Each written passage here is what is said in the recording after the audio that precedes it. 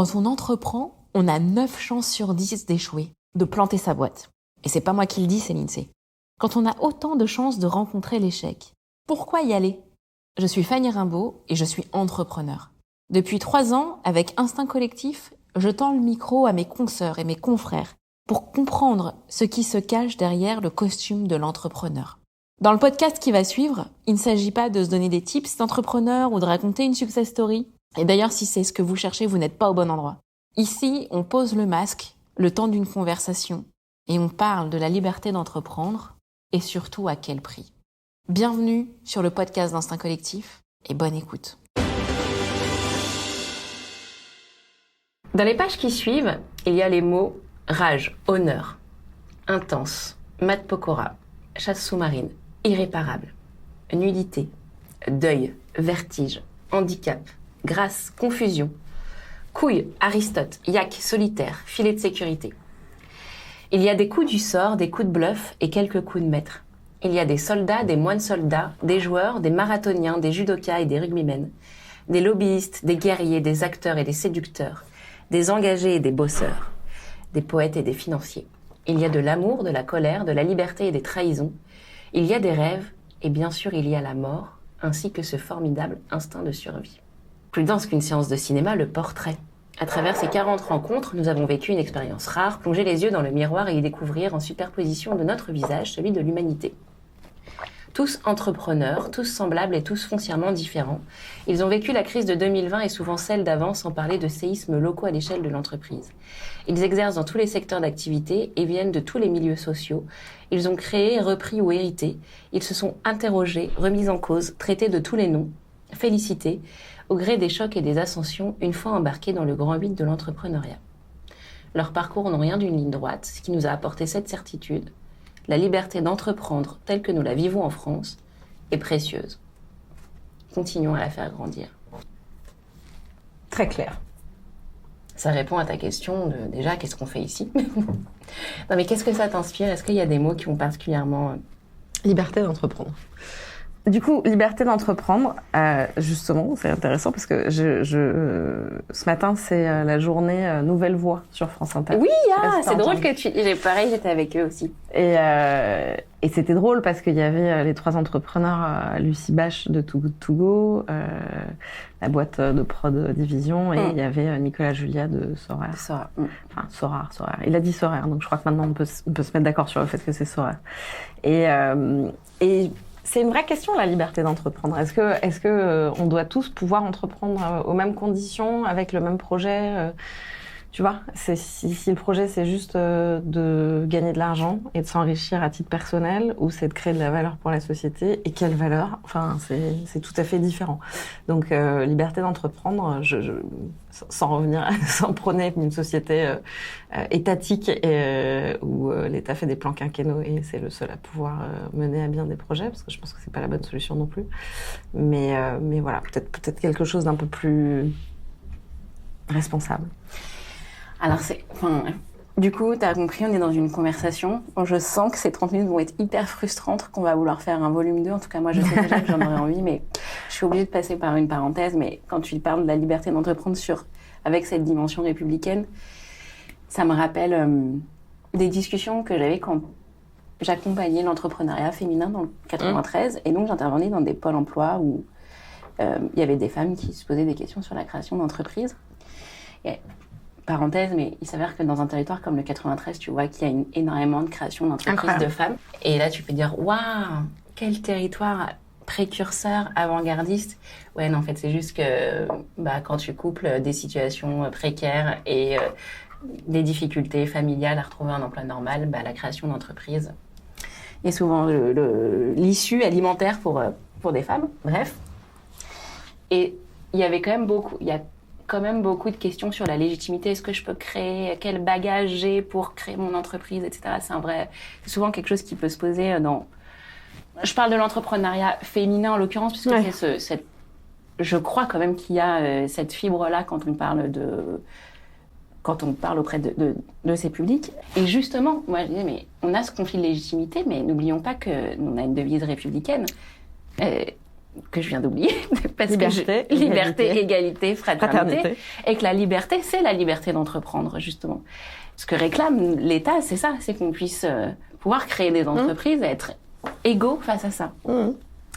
Donc c'est intéressant. Mais ce qui est le cas, enfin, on a beaucoup de chance. Et puis, comme le rappelait Nicolas Julia ce matin sur France Inter, on a un contexte hyper porteur. Les gens qui disent, il y a red tape, il y a trop de réglementation, trop de...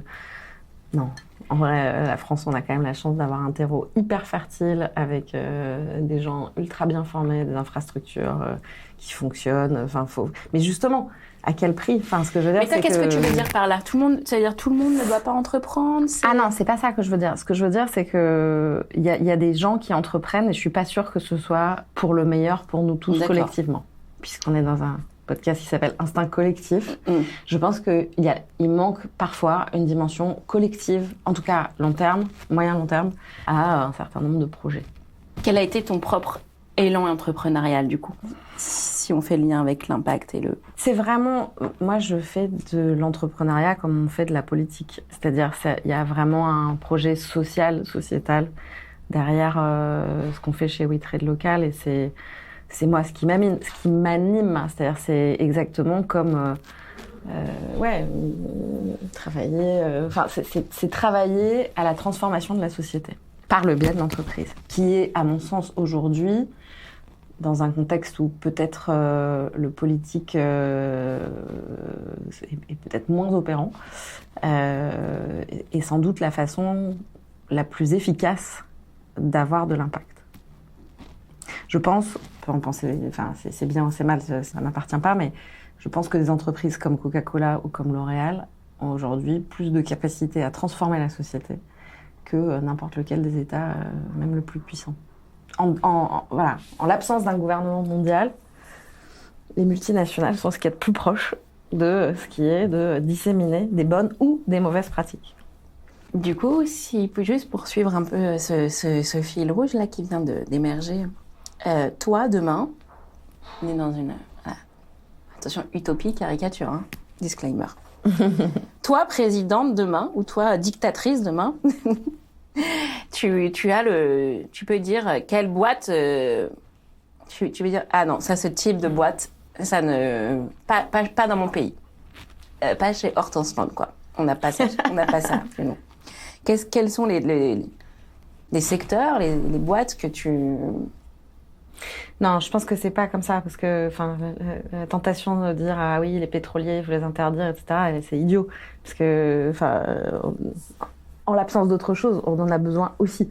Donc en fait, c'est pas ça le sujet. Mais c'est juste dans la création, justement aujourd'hui, d'entreprises, peut-être se demander la répartition de la valeur créée, la répartition, l'utilisation des ressources, le fait de faire grandir les gens, la formation, c'est des sujets qui devraient être, constitutifs dans les statuts. Donc il y a le statut d'entreprise à mission, mais c'est quand même assez embryonnaire pour l'instant, comme tentative de régulation. Et puis c'est pas du tout, il y a rien d'obligatoire là-dedans. C'est opt-in. Il n'y a pas de bonification fiscale. Il n'y a pas, il y a pas d'incitation particulière sur ces statuts-là. Donc bon, ça reste quand même assez minimal. Donc quels sont les statuts de We Trade Local? Entreprise à mission. Entreprise à mission. Okay. Mais nous, on était très en amont, puisque, on s'est créé, on a déposé les statuts en 2017, c'était le tout début, la loi Pacte n'était même pas encore complètement aboutie, donc c'était vraiment les prémices. Je suis pas calée dans ce statut-là. C'est Entreprise à mission, ça veut dire que dans le dépôt de tes statuts au greffe, le tribunal de commerce, quand tu crées ta boîte, il y a dans l'objet de ta société le fait d'avoir une mission d'intérêt général. En l'occurrence pour We Trade Local, c'est la redynamisation de l'agriculture locale et le soutien au commerce de proximité. C'est pas comme l'ESS ou c'est une... Alors, l'ESS, c'est un statut. Il y a un statut ESUS, entreprise sociale d'utilité, entreprise solidaire d'utilité sociale, ou je ne sais plus dans quel ordre. Le statut ESUS, qui ne te donne pas plus accès à des abattements fiscaux ou quoi aux caisses. C'est à nouveau quelque chose d'assez déclaratif. Mais non, c'est pas la même chose. Ok. Et c'était évident que ça allait être entreprise à mission chez toi, enfin, ça n'a pas fait de... En fait, je pense que c'est très bien qu'il y ait un cadre législatif pour tout ça, mais c'est pas tellement ça le sujet. Le sujet, c'est l'intention des fondateurs, en fait. Quelle est ton intention quand tu démarres une entreprise? À nouveau, je reviens sur ce que j'ai entendu ce matin. Lucie Bache, c'est très clair que son intention, depuis le départ, c'est de limiter le gaspillage alimentaire, de faire en sorte de pouvoir proposer à des gens qui n'ont pas forcément... un pouvoir d'achat très élevé, de pouvoir avoir accès à des produits frais, etc. Enfin, on sent bien l'engagement, en fait, et la dimension, comme j'ai envie de dire, politique, mais au sens noble du terme, citoyen, en tout cas. Ok. Est-ce que, là, depuis la création de WeTrade Local, justement, il y a eu un sujet entre concilier cette volonté d'impact et la performance de l'entreprise? Est-ce qu'il y a eu des choix difficiles à faire? Qu'est-ce concrètement se mettre dans cette mission? Qu'est-ce que ça a pu... à quel type de choix tu as dû faire face? Alors, dans notre cas, c'est assez simple. On fait partie de ce qu'on appelle... Avant, il y avait les entreprises qu'on appelait Digital Native. Nous, on est Sustainable Native ou Impact Native. Ça dépend comment on veut dire les choses. Mais donc, il n'y a pas de choix, en fait. Pour nous, il n'y a pas de renoncement. C'est pas comme une entreprise, justement, qui n'était que à la poursuite du profit maximum et le plus rapide possible et qui, tout d'un coup, devrait intégrer des enjeux de sustainability dans... son business model. Nous, c'est constitutif du business model. Donc, en fait, nous, plus on fait de chiffres, plus on a d'impact. C'est du win-win. Enfin, c'est vraiment... c'est très important pour nous de, justement, réussir à faire la preuve du fait qu'aujourd'hui, il y a des modèles d'entreprise qui peuvent ne pas être prédatrices, au contraire, qui sont des entreprises régénératrices et qui sont performantes sur le plan économique. Mais je pense que, on est un des exemples, mais il y a une génération entière d'entrepreneurs qui aujourd'hui, et par ailleurs pas que d'entrepreneurs, aussi un écosystème de financement qui vient appuyer ces belles idées et ces bonnes volontés pour faire exister ces nouveaux modèles d'entreprise. Ok, mais tu pourrais être heurté à la réalité aussi que toutes les boîtes ne sont pas sustainable. Enfin, je veux dire, si tu dis que tu veux travailler qu'avec des boîtes tu vois, jusqu'où tu vas dans la chaîne de valeur, t'arrives à trouver tous tes fournisseurs, On fait au mieux. C'est-à-dire, on fait toujours au mieux de ce qu'on peut. Il y a des choses, par exemple, là, ces jours-ci, on cherche des guirlandes électriques LED pour mettre dans des couronnes de Noël. Bon, ça n'existe pas en Made in France. Donc là, à l'instant T, je peux pas les proposer en Made in France puisque ça n'existe pas. En revanche, je peux, sur la base de mon historique de cette année que je suis en train de construire sur cet item-là, m'engager dès maintenant auprès d'un fournisseur français pour que l'année prochaine, on puisse avoir ce produit-là en Made in France. Et c'est toujours un peu comme ça qu'on travaille. C'est-à-dire que sur le cœur de notre business aujourd'hui, le plus opérationnel qui est la fleur, il y a tout un tas de variétés qu'on a arrêté de produire en France. S'il y a des très gros acteurs qui aujourd'hui peuvent s'engager avec nous en nous disant j'ai besoin de tant de tiges de tel produit à telle période pour l'année prochaine et les 3 ou les 4 ans à venir, qu'est-ce qui m'empêche, moi, de faire comme des contrats de filière, finalement, avec des gens qui sont en capacité de produire ces produits? Aucun. Et à nouveau, c'est du gagnant-gagnant. Ces gens, ils vont pas nous dire non. Si on leur préachète leur stock, ils vont le produire. Il y a pas de, voilà. Mais c'est là où on met c'est la poule et l'œuf, quoi. C'est-à-dire que il faut commencer quelque part. Bien sûr, tout n'est pas parfait dès le départ. Mais c'est pour ça que je disais, c'est l'intention et l'engagement des fondateurs et leur sincérité, leur bonne foi et aussi leur capacité à exécuter, bien sûr, qui sont en jeu. Du coup, elle est sur le plan plus de ton développement personnel au travers de l'entrepreneuriat. Qu'est-ce que WeTrade Local t'a appris sur toi? Quelle personne es-tu maintenant que tu diriges cette boîte et que tu n'étais pas avant? L'entrepreneuriat, c'est un super révélateur. C'est un super accélérateur et un révélateur. Moi, ce que j'ai appris sur moi, c'est que j'ai sans doute une capacité plus importante que la moyenne à rallier des gens et à créer du consensus. Et c'est quelque chose que... Alors à la fois, j'ai fait un parcours dans la communication, donc c'est pas bizarre.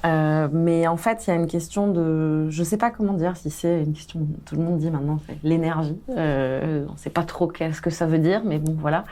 Au moins, ça a le mérite justement de ne braquer personne quand on dit ça. Mais il y a... Ouais, je pense qu'il y a une question... Il y a une façon d'être, je sais pas, ça s'appelle le leadership, je sais pas trop, qui fait qu'on a la capacité... Enfin, en tout cas, moi, j'ai découvert sur moi que... ce que je pense a un gros impact sur la façon dont les gens vont s'aligner ou pas pour servir un projet. Okay. Donc c'est assez étonnant comme pouvoir et c'est assez... Enfin voilà, ça peut être un peu dangereux aussi. Ça t'a mis du temps à t'en rendre compte?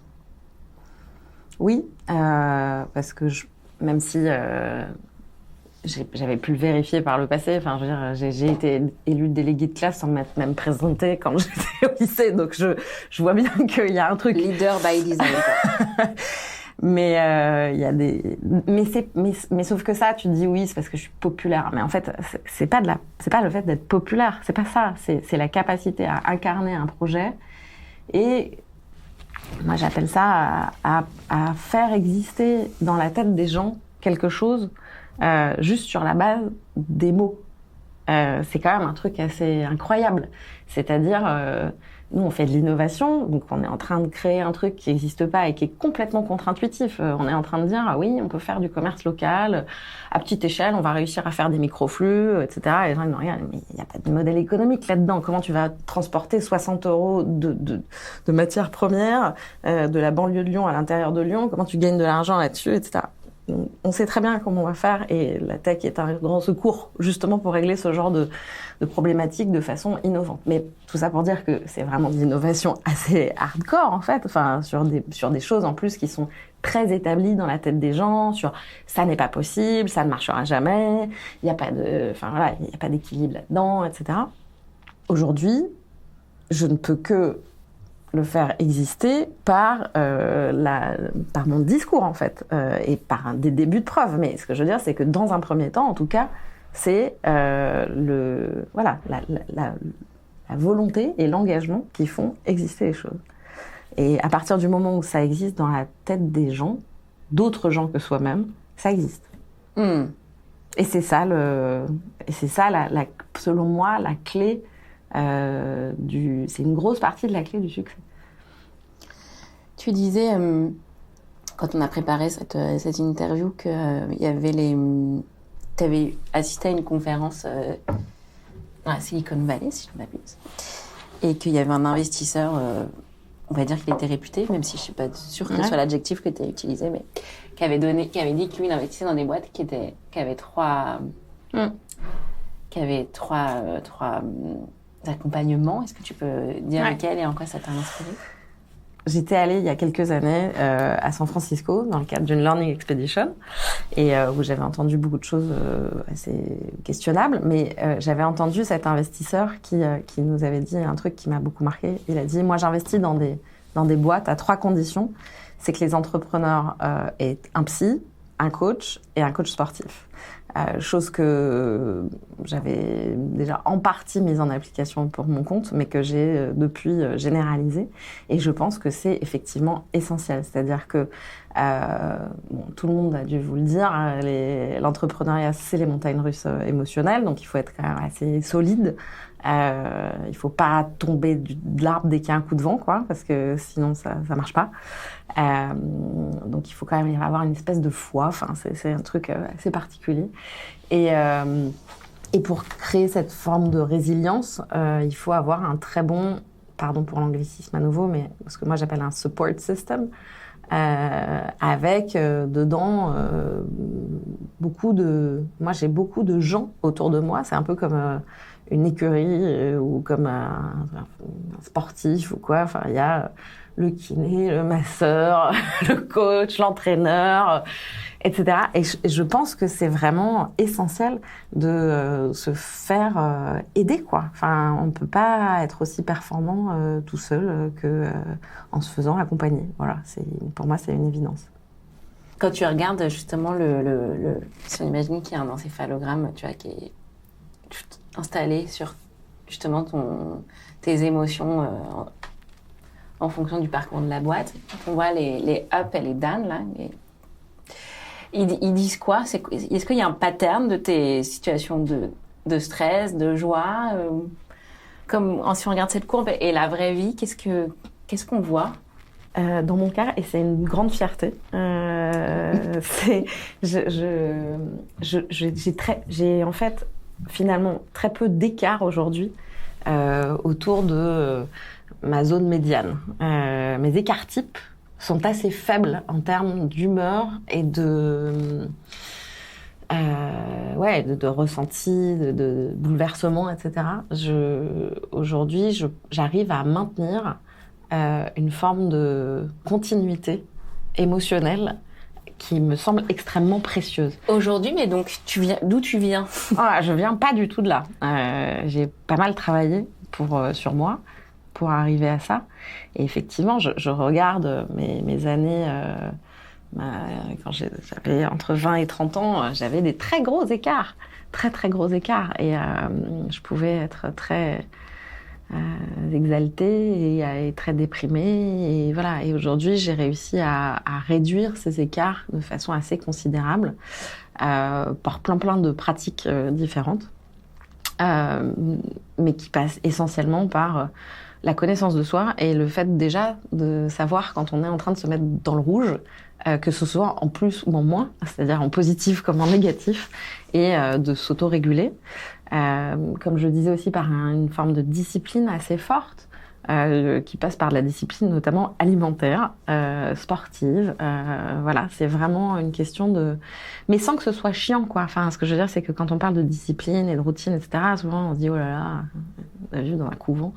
C'est pas du tout le cas. C'est au contraire, ça me permet, je pense, d'explorer assez loin, toujours, un certain nombre d'aspects de ma personnalité, des relations humaines, enfin voilà, mais tout en ne perdant pas le fil de moi-même.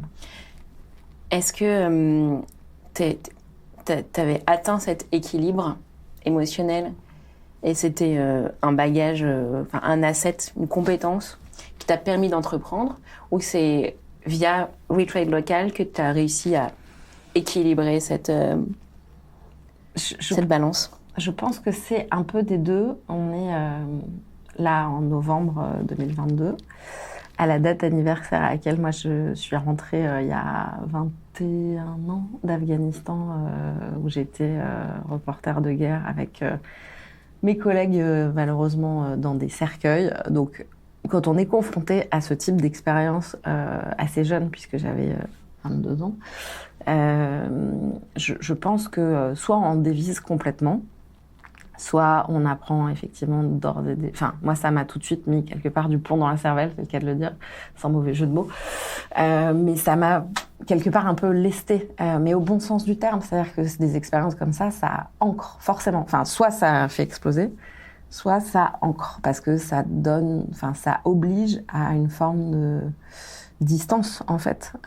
Donc moi, et le fait d'avoir travaillé dans cet environnement des médias, mais une classe particulière de médias, les reporters de guerre, etc. On est confronté quand même à des situations d'urgence incroyable, quoi. Et du coup, moi, j'ai la conscience aiguë tous les jours dans ce que je fais, que justement, je ne sauve pas des vies et que je vais pas mourir. Et personne de mon équipe, en fait. Personne ne va mourir à la fin de la journée. Donc ça va. Tout va bien. Parce que pour le coup, j'ai vraiment été dans des situations où les gens pouvaient mourir et voilà. Et donc, cette espèce de distance qui n'empêche pas d'être en prise complètement et avec la vie et au contraire. Mais je trouve ça assez sain et c'est ce que j'essaye notamment de transmettre aussi aux équipes. Parce que quand on fait des métiers en plus, comme nous, on est sur une population de gens qui sont hyper engagés vu la cause qui est la nôtre, on peut vite se cramer quoi, par engagement. On pourrait travailler 24 heures sur 24, jamais s'arrêter, et voilà. Et je pense que ça serait pas très bon pour notre écologie personnelle. Donc tu as mis en place des gatekeepers comme quoi?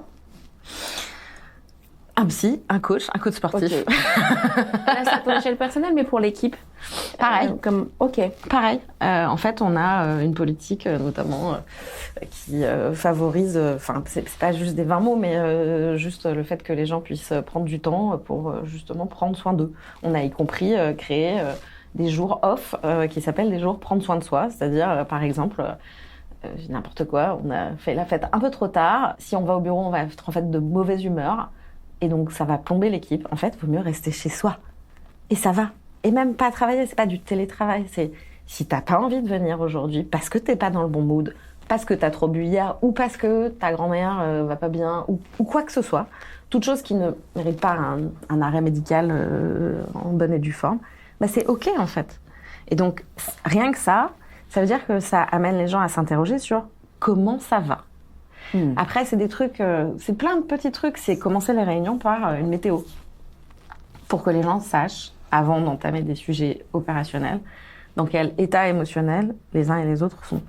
Parce que, en fait, pareil, si on a déraillé en vélo le matin, on n'arrive pas dans le même état que si tout s'est bien passé, on a pris un café, etc. Non, c'est pas pareil. Donc voilà, c'est des petites choses comme ça qui font que chacun peut fonctionner en groupe de la façon la plus, équilibrée possible. On arrive dans les quand même 10 dernières minutes de notre échange et il y a une part d'intrigue qui demeure évidemment, sinon c'est pas drôle. Et je sais pas si on va la résoudre, mais j'aimerais la poser comme ça. C'est dans ce qui m'intrigue, il y a à la fois ce contraste entre un parcours où il y a eu l'appel de l'adrénaline. Enfin, je veux dire, évidemment, on n'est pas reporter de guerre à 22 ans si on va pas chercher ça, quoi. L'entrepreneuriat, je sais pas si on peut parler d'une reconversion professionnelle, mais avec quand même un niveau un risque, tu vois, comme un changement de carrière. Et en même temps, ce discours du maître yogi, ça, c'est bizarre. C'est pas bizarre, mais ça s'appelle une polarité. Non, et c'est un truc qui est vachement important chez nous. Les polarités, c'est deux choses qui ont l'air opposées, comme ça, mais qui en fait sont interdépendantes. C'est inspirer, expirer. C'est le blanc, le noir, voilà. C'est tout ce set-là de choses qui ont l'air opposées, mais qui en fait se nourrissent l'une l'autre. Effectivement, je pense que pour vivre avec une haute intensité, c'est hyper important d'avoir la maîtrise de soi. Donc c'est pas du tout contradictoire, c'est même complètement nécessaire. En fait, l'un est nécessaire à l'autre. Et c'est dans l'articulation de ces polarités qu'on fait, à mon avis, des choses très intéressantes. En tout cas, en ce qui me concerne. Il y a un sujet qu'on a eu en préparant, mais qui partait un peu de mon observation ou d'un postulat que j'explore avec Instinct Collectif. C'est qu'en effet, je suis assez convaincue qu'entreprendre, c'est aussi un outil thérapeutique. Enfin, c'est quelque chose qui te permet de te dépasser. Et souvent, c'est quelque chose que j'aime bien demander à mes pairs. Qu'est-ce que ça vient réparer? Qu'est-ce que ça vient soigner? C'est quoi le truc? Ou c'est quoi le dark side dans la volonté d'entreprendre? Est-ce que chez toi, ça se joue? Et si oui, comment ça s'est joué? Je pense qu'il y a chez moi la volonté d'être utile. Ça a l'air complètement bateau dit comme ça, mais c'est très profond chez moi. Je pense que ça trouve sa source dans le fait que, enfin, il y a un autre podcast qui parle très bien de ça chez Mathieu Stéphanie. Voilà, c'est Nicolas, j'ai oublié son prénom, mais de Libérer la bête qui racontait ça. Moi, je suis issue d'une grossesse gémellaire qui n'est pas arrivée à son terme, à savoir au moment de la gestation. J'ai perdu un jumeau. Et du coup, je pense que ce type... Enfin, maintenant, il y a plein d'études qui parlent de ça. C'est un fait maintenant établi. Et en plus, c'est un fait assez commun. C'est, je crois, peut-être 20% des grossesses qui sont dans ce cas-là. Et on s'en rend pas compte. C'est pendant la grossesse, il y a un saignement. C'est pas toujours très établi. Enfin, il n'y a pas de documentation. Et puis surtout, à mon époque, quand moi je suis née, c'était encore moins documenté qu'aujourd'hui. Mais ça fait des gens qui, en fait, se sentent très responsables, puisque quelque part, vous avez pris la vie de quelqu'un, il faut bien que la vôtre, elle en vaille la peine. Et du coup, je pense que ça fait des gens qui sont très engagés, déterminés. Alors, ça peut faire des gens très coupables, enfin, avec un sentiment de culpabilité très fort. Ou alors, ça peut faire des gens qui sont, qui veulent que leur vie ait un sens, quoi. Enfin, serve à quelque chose. Et je pense que moi, c'est mon cas. Ok. Merci pour cette référence, ce partage. Il y a des feuilles devant toi. Je ne sais pas dessiner. C'est pour ça que j'ai pas été prise à l'école du Perret. Nul besoin d'être un maître pour cette expérience. Tout simplement, tu parlais de la météo. C'est quoi ta météo là maintenant ? Si tu veux la représenter. C'est soleil, quand même assez important. Je viens de voir par rapport à la taille de la feuille. Donc je trouve que ça doit aller bien.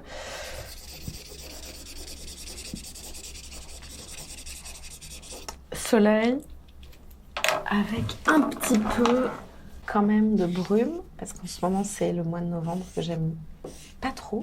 Mais ce que j'aime dans le mois de novembre, c'est ce contraste entre les journées hyper lumineuses comme ce matin et avec la brume qui fait cette lumière à la Monet là ou à la Turner qui moi me plaît beaucoup. Donc ça c'est sur l'aspect météo et aussi parce que j'ai un très gros rendez-vous demain où je vais jouer une grosse partie des prochaines années et donc je suis quand même un peu inquiète. Enfin pas inquiète mais je suis voilà j'ai hâte d'y être et en même temps je me dis oulala comment ça va se passer, voilà donc météo soleil parce qu'il déjà comme j'ai dit il fait beau aujourd'hui donc pour moi c'est très important le temps qu'il fait mais avec quand même un peu de brume qui va se lever dans la journée. Ok, c'est drôle, je la sentais. Je me suis dit pardon. Ok, est-ce que tu as un rituel pour préparer cette échéance Eh ben j'ai fait un shiatsu hier, bien sûr. Non, mais j'y vais pas. Au contraire, tout ça est très. J'ai fait ce qu'il faut. Ok, voilà. Et il y aurait un autre dessin pour finir, et ce serait peut-être comment tu représentes. Tiens, on peut faire. Puisque quand même on est sur des sujets de sustainability. Une représentation, il est vraiment libre à toi de choisir la forme que tu veux, entreprendre, diriger We Trade local, prends l'axe que tu veux. Qu'est-ce que ça t'inspire comme traduction graphique? Comme je suis nulle, à nouveau en dessin, je vais juste faire du vert. Voilà. Ça, c'est à la planète de demain. Du vert et du bleu. Voilà. C'est ça qu'on voudrait. C'est que nos enfants, ils y encore, je regardais ce matin, en faisant mon yoga, je regardais par la fenêtre et je voyais, j'avais pas allumé la lumière pour voir le jour se lever. Et je voyais un oiseau, parce que j'habite pas très loin de la Seine. Et donc, j'ai la chance d'avoir des mouettes qui survolent mon immeuble. Et donc, je voyais les mouettes en train de voler. Et je me disais, quelle chance! Et je me disais, est-ce que nos enfants, ils verront encore des mouettes voler? C'est pas mal pour finir ça, non? Bonne journée. Mais on espère que grâce à Hortense et tous tes pères et tous ensemble, nous formerons cette grande ronde. Non, pardon, mais... Non, il faut faire plus que ça. Hier, j'ai vu le film que je vous engage à aller voir, qui s'appelle Les Engagés, qui est extra... D'abord, tu commençais par la devise de la France, liberté, égalité, fraternité. Ils l'ont réécrite pour l'occasion, qui s'appelle liberté, égalité, humanité. C'est cette histoire des 7 de Briançon, je ne sais pas si vous voyez, c'était des mecs qui habitaient à Briançon, qui ont fait de la tôle, qui sont fait condamner pour, attention, tiens-toi bien, délit de solidarité. On est bien.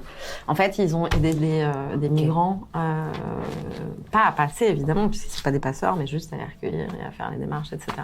Et le film est extraordinaire. Il est vraiment... c'est très très impressionnant. Et en regardant ce truc-là, je me disais, on fait pas assez. On fait pas assez là-dessus. Moi, je fais pas assez sur...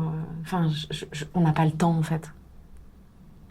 Moi, en ce moment, j'ai quand même une forme d'urgence où je me dis, c'est bien, au moins, j'ai pas à rougir de ce que je fais, mais est-ce que ce sera assez pour expliquer à nos enfants que on leur a laissé les choses dans cet état? Merci beaucoup, Hortense. Merci. Ça y est, la conversation est finie. J'espère que vous avez passé un bon moment avec nous. Et si c'est le cas, mentionnez-le sur vos réseaux et votre chaîne de podcast préférée. Vos retours sont hyper précieux, c'est ce qui nous motive à continuer. D'ailleurs, si vous souhaitez prolonger la discussion, vous pouvez me retrouver sur LinkedIn. Enfin, pour celles et ceux qui s'intéressent aux mécaniques d'hypercroissance, moi, c'est ma passion, je vous recommande chaudement notre podcast Kiss My Scale. J'y reçois des personnalités aux manettes de croissance vertigineuse. Bon allez, et maintenant au boulot!